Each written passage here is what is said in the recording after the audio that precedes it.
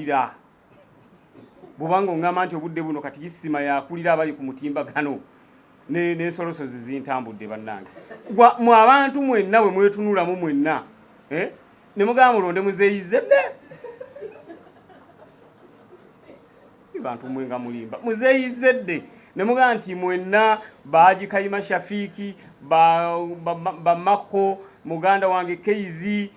muganda wange Alex baani n'abalala bonna ne mugamba nti Isima okukulonda saaliwo kingi wa internet nakomyewo okulonda kulina okuddibwamu bwabanga Isima gwe mwalonda bwe kibanga bwe sibadde mwalonda Isima nga akulira abali ku mutimbagano nze siri wansiwe nze ŋŋaanyi kyobola mbadde mwegendereza nnyo nga sinadda ku mpewo okwetegereza biki ebigenda mu maaso kati ekyate nkitegedde leero nti mwaddira ne mulonda Isima munswazizza nnyo bannaaye mumwenna ne mugamba nti kati Isima yasaanidde ne Isima yennyini ndoza tamanyi nti yalondebwa naye yennyini aleka takimanyi olina mujjukiza bujjukiza nti waigwe walondebwa n'olwekyo kati obukulembeze bwa Isima obwo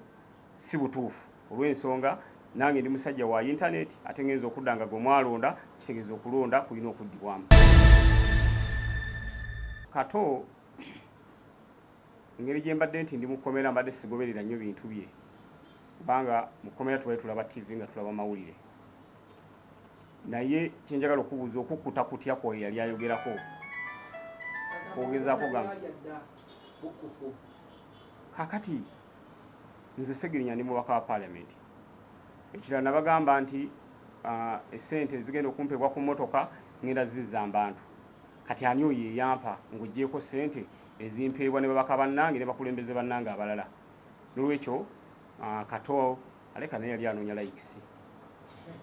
ngala abasajja bali mu Ssegirinya ali mu Kkomeera naye kandonyeyo ku likes waliwo kati enkola ey'okunoonya likes ate kati yeeyongedde nnyo bwe nakomyewo nagisanze nnyo omuntu akole ayogera ekintu nga sina kituufu naye ng'agamba at least ne banazuulira nti si kituufu.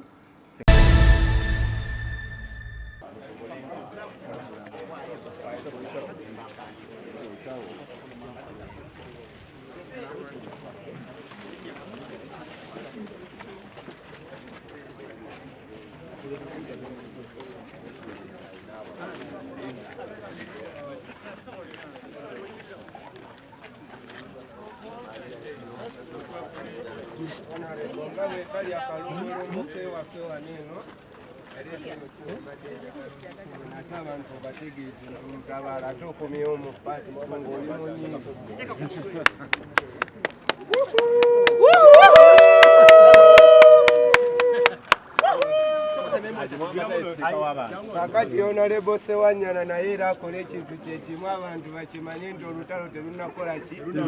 terunaggwa. People power, our power, our power, people power. NUP everywhere, NUP. Olutalo ngaluwedde tuliyambale ngule, tuliyambale ngule, tuliyambale ngule. Olutalo ngaluwedde tuliyambale ngule, tulivimba mu Uganda empya.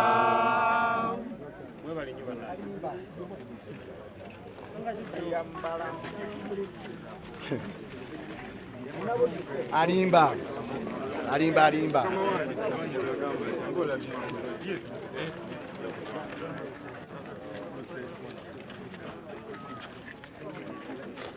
Asazewako ebireko naffe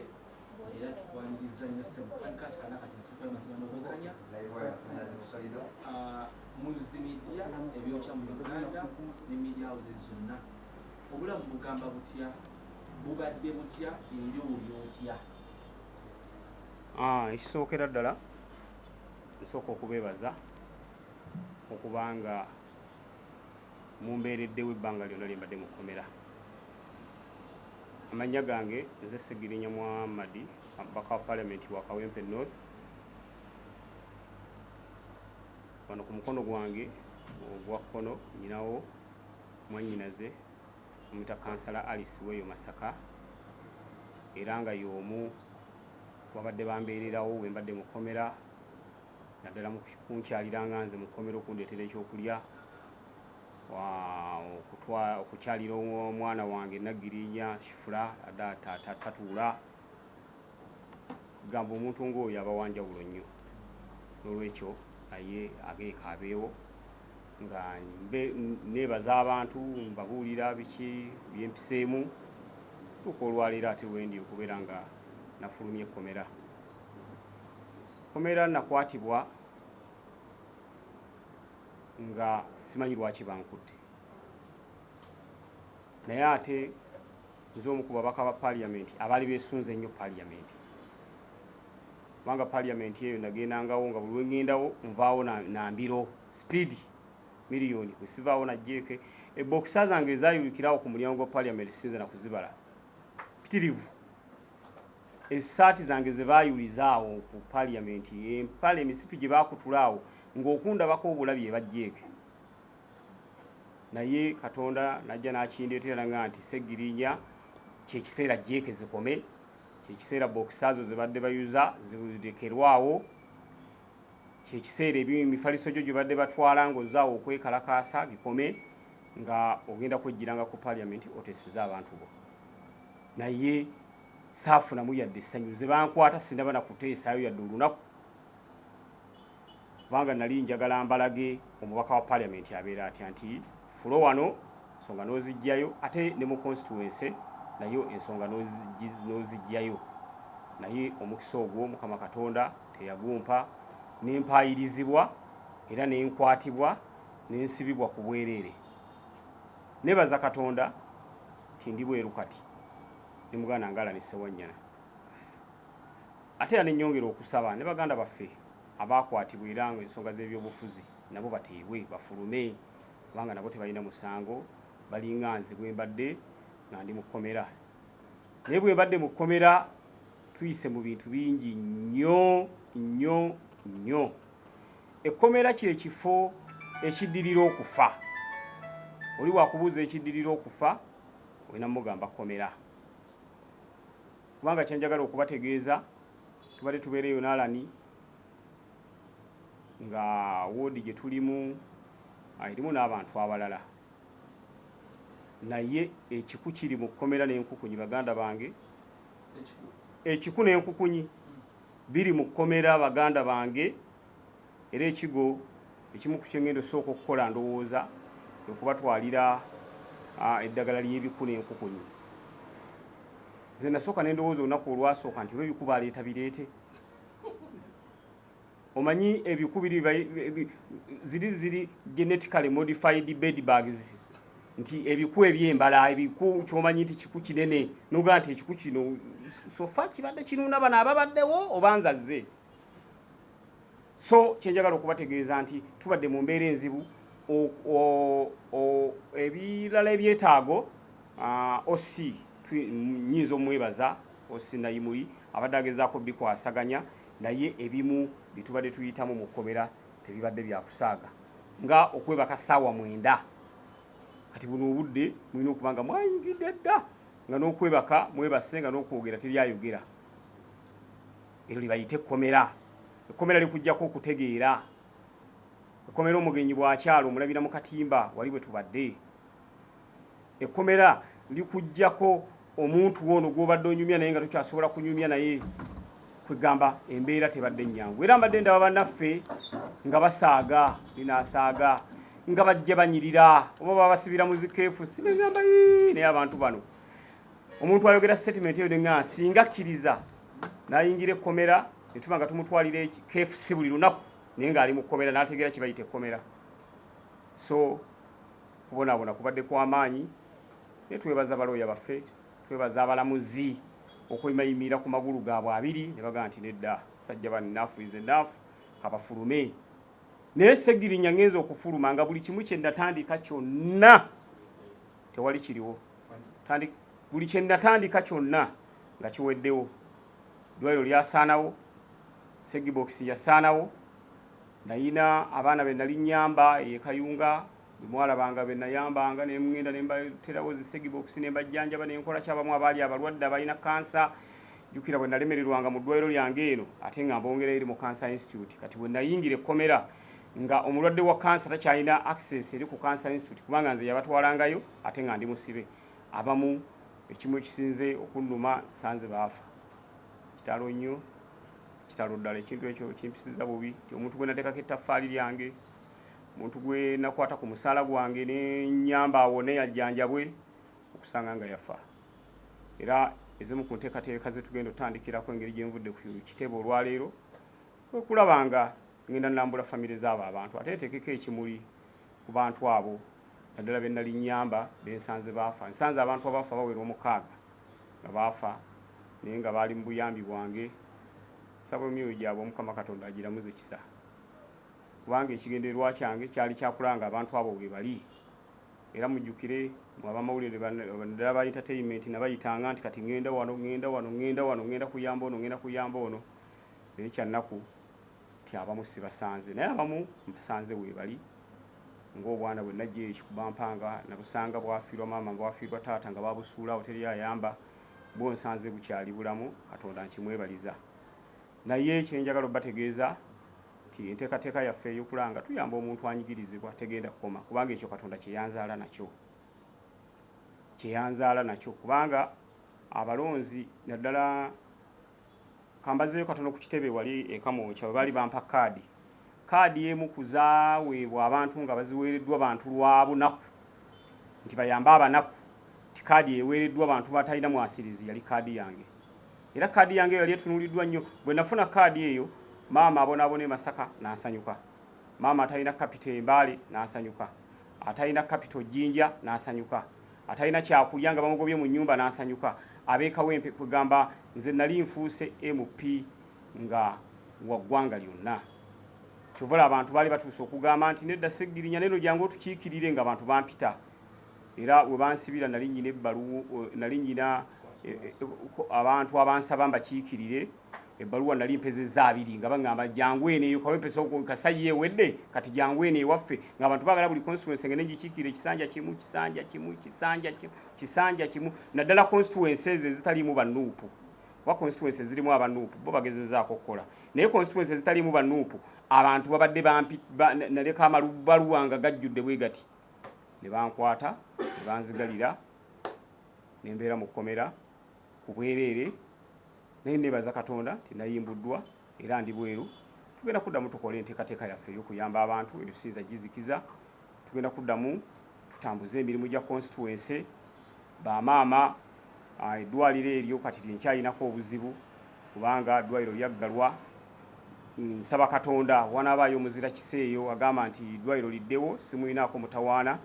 naye sofa eddwaliro bwe twaliggala n'ebintu ne tubigaba n'eddwaliro lyali liyamba abantu nga omuntu bw'ajja okuzaala afuna ebyenda ng'azadde kilo 3 tumuwa obugoye bw'omwana atumuwa mama kiiti ate ntumuwa ne kapito kati abantu nga mu kawempe tebakyajjamu na mbuto olye bw'afuna olubuto eba kapito era nkubirirawo nange Ssegirinya nafunye olubuto kakati nga okujjamu olubuto nga nkukendezeza nali nkukendezeza mu kawempe nga nkukendezeza naye abalala abantu abamanyi enkola yange ng'oli bw'ajja n'olubuto amanyi bw'afuna olubuto amanyi afunye kapito ngera abantu embuto tebakyazijjamu kuba omuntu oyo gw'oggyemu tomanyi ky'anaabeera ayinza okuba yagenda okuba Ssegirinya ow'enkya ayinza okuba yagenda okuba Kyagulanyi ow'enkya ayinza okuba yagenda okuba omukulembeze ow'enkya ow'amaanyi so nga enkola eya abortion nga yo ngigobedde ddala olinga bw'afuna olubuto alaba ebintu bibiri alaba okufuna ezzadde ate n'alaba n'okufuna kapito naye bwe mbadde mu Kkomeera ebyo byonna byabadde byakoma saba Katonda nsobozese biddewo bakuba nti ekizibu kyenkyayina Ssegirinya mmwe ndi mulwadde omubiri guno nagubalagako dda era bwe ngubalaga kati musobola okwekanga naye saagala guddamu gubalaga kuba nagubalagako dda nafuna skin cancer nga ndi mu Kkomeera gyeyankwatira olw'okuba nti musula bangi nenfuna skin cancer bwe nagendera mu Kkomeera nalina obulwadde bw'ekibumba obwo nga ddagala ndijja mu Nairobi hospital naye bwe mbadde mu Kkomeera mbadde sikyalifuna ate ekizibu kya hypertension blood pressure yange basembyeyo gipimanga 200/140 era abasawo bandikomendinze ngende mu Nairobi hospital oba mu malwaliro agasobola okutuwa specialized medication mbe nga nzijanjabwa. Kyesinaba kufuna olw'okuba nti passport ziri mu kooti passport yakola ki yazisigaza. Tukyalwana okulaba nga passport zivaayo era nkuba omulanga eri Attorney General Kiriwa Kiwanuka munnange passport tugende tujanjabwe muganda waffe sobola okusavinga abantu baffe kuba njagala okudda mu constituency nga mponye ng'amaanyi nyina nga poliisi bwebengo bye nsobola okuteekako njiribwa eri eyedda gye mumanyi ne kati obudde buno poliisi sekendi eba yankutte dda era tubadde n'abamawulire wayo tubaitula gye tugenda okukolera poliisi oluze nenga nti kati emisinde sikyayina emisinde jaggwamu njagala ekyomba bulire gyo jaggwamu naye bwe mba nga nteredde bulungi nga nzijanjabiddwa emisinde gyaffe giba giddamu ne gibeeramu nga nsobola okumasuka nga bwe namasukanga edda mummanyi bulungi nnyo era nali nyina n'enteekateeka ekikira ku Uganda ssebo mu misinde toza mujjukira bwe nadduka ku Parliament abasajja ne bagamba nti omusajja emisinde gyadduka ki era ko baava n'okuŋŋamba Ssegirinya leka anywanga amafuta olw'okuba nti baalaba nga nziruka nnyo ne bagamba nti ate kuba alinamu petulooli magulu olw'okuba baalaba nga mbalese kyovula bwe baali batandikidde n'ebiboozeboozi ebyo ne bagamba nti omuntu waba akulese kkiriza ne kati obudde buno siri physically fit ndi mulwadde siri mu mbeera nnungi so nsaba passport singa ziba zituweereddwa tuwe tujjanjabwe tulabe nga tusobola okubeera obulungi naye ng'era waliwo n'enteekateeka endala nga nteredde bulungi eyogenda okukyalirako Katikkiro wa Buganda y'omu ku basajja baterawo omugongo Katikkiro webale nnyo webalire ddala nalengera agi nadduli naye ng'ataddewo omugongo gwe ate ekyembi n'afiirwa n'omwana we Jakana nadduli kitalo nnyo kitalo ddala era nteekateeka ne mugana ngala ne tugendeyo tukungubage tuteekeko n'ekimuli bantu bonna benfiiriddwa nga siriibo bonna nyino tugendayo kungubaga ate n'ogenda ewa yali sipiika waffe Jacob Olanya naye tugende tumuteekeko ekimuli Jacob Olanya oyo yafa ndi mu Kkomeera nesobola kumuziikako naye twagala kukola nteekateeka ate egenda okumuteekako ekimuli so activities zigenda kubeera nnyingi nnyo abamawulire mugenda kubeera bize nnyo naye ebyo tugenda bikola nga tumaze ebbanga lyemaze nga ndi mu Kkomeera mbadde simanyi nti omutimbagano gwakyuka naye bwe nakomyewo nenzira ku online nenzira ku Facebook TikTok nze saagirikaawo nasanzewo ne TikTok niŋŋamba naye ebintu byonna nga ndaba bipya ninga omuntu eyakava mu kyalo nze nali nve mu kyalo okujja e Kampala najjira ku loole y'amatooke naye nakati era bwe nabadde nga ninga omusajja eyakayingira Kampala buli kimu nga kipya buli omu ndaba Mr. Update abantu be nakyazanga ku Mr. Update page kati nagenza okwetegereza nga ate bwe balina nokyazanze ninga ntandikira wakyobola mbadde mu mbuuza omusajja bukyanga datanyiganga yadde ekigambo ninga enkoko evudde mu kyalo enkoko bweva mu kyalo ngeze Kampala esooka kwetegereza nega nti masannyalaze wabudde bukedde nga tennako okolima esooka neyekkaanya yinza okwokolimira ku masannyalaze ng'erowooza budde bwe bukedde kakati bwe ndi nga nkyetegereza social media nsanze ya dominatingibwa dda abantu abayitirivu ennyo kati obeera live nga muliko abantu emiliyoni mwenna muli live ono ataddeko n'oli ataddeko ate kati byakyuse ne wenna birekera siwe biri nagenza okulaba buliro bwayomba ne munne kati mu kkubo nga basinkaganye eyo nga batambula ajja live kwamuvumira kuno kubakatiriza oli bwagenda n'agula emmere n'etamuwomera ng'ajja live oli bulira bw'obanga oŋŋamba nti obudde buno kati Isima yakulira abali ku mutimbagano n'ensolosozi zintambudde bannange mu abantu mwenna bwe mwetunulamu mwenna ne mugamba mulonde muzeeyizedde bantu mwe nga mulimba muzeeyizedde ne mugamba nti mwenna Baagikayima Shafiiki Bamako muganda wange Keizi muganda wange Alex baani n'abalala bonna ne mugamba nti Isima okukulonda saaliwo kingi wa internet nakomyewo okulonda kulina okuddibwamu bwabanga Isima gwe mwalonda bwe kibanga we sibadde mwalonda Isima nga akulira abali ku mutimbagano nze siri wansiwe nze ŋŋanyi kyobola mbadde mwegendereza nnyo nga sinadda ku mpewo okwetegereza biki ebigenda mu maaso kati ekyo ate nkitegedde leero nti mwaddira ne mulonda Isima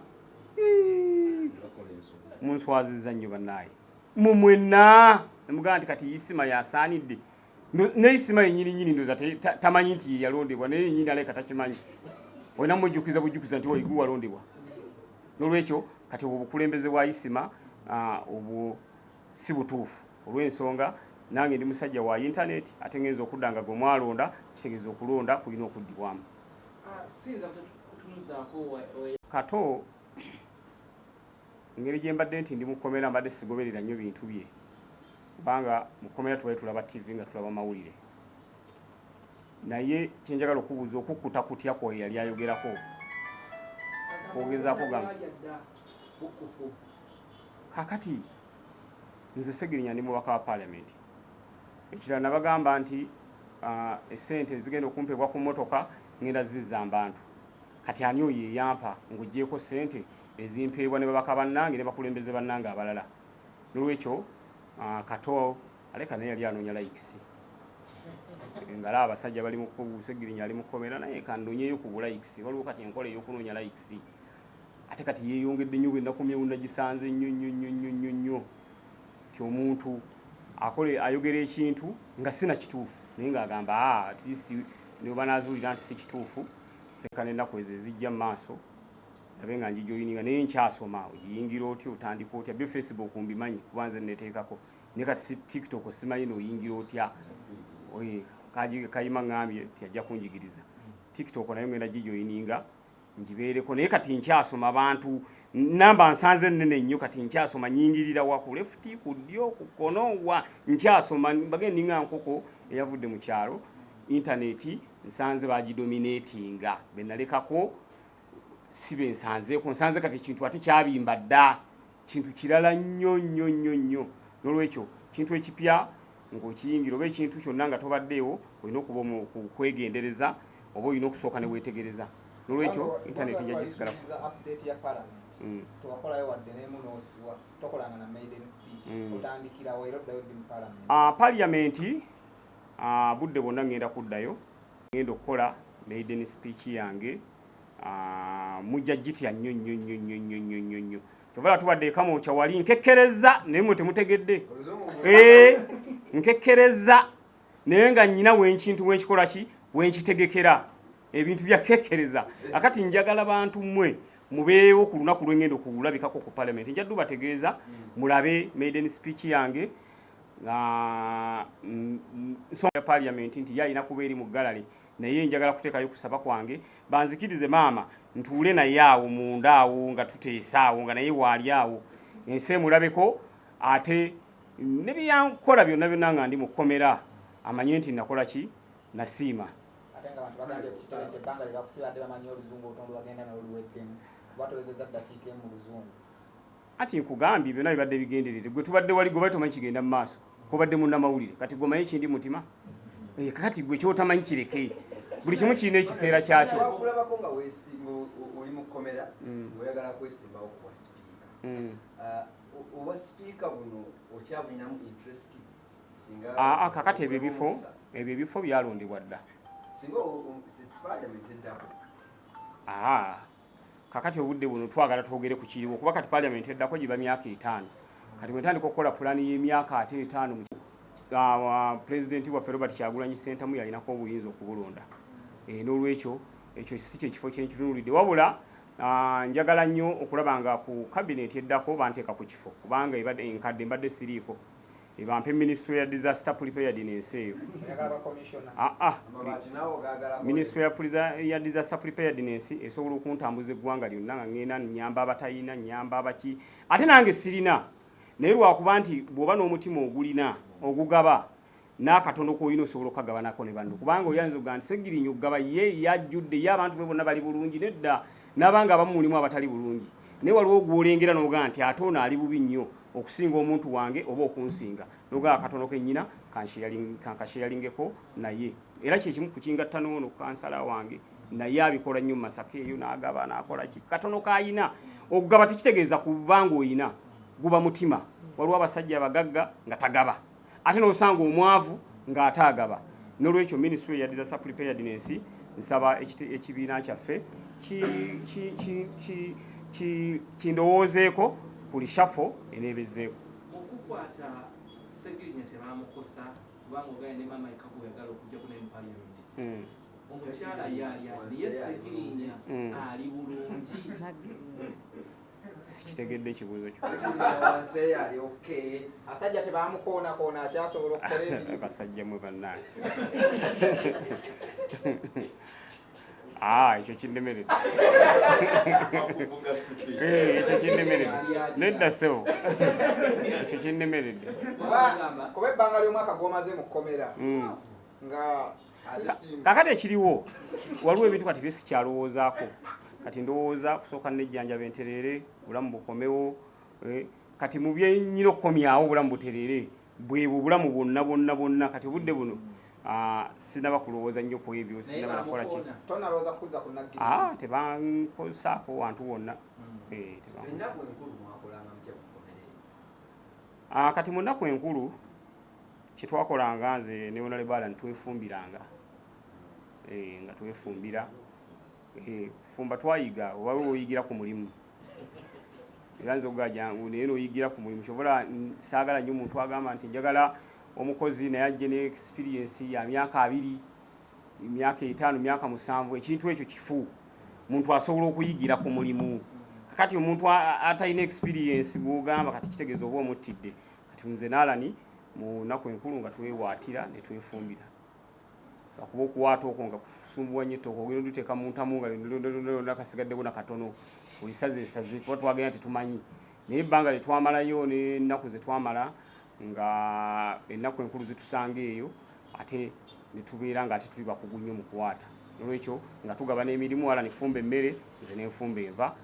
era mu nnaku enkulu bwe twatambulanga. Ndowooza kwovuddeyo okole ku mikolo because emikolo egibaddeyo munno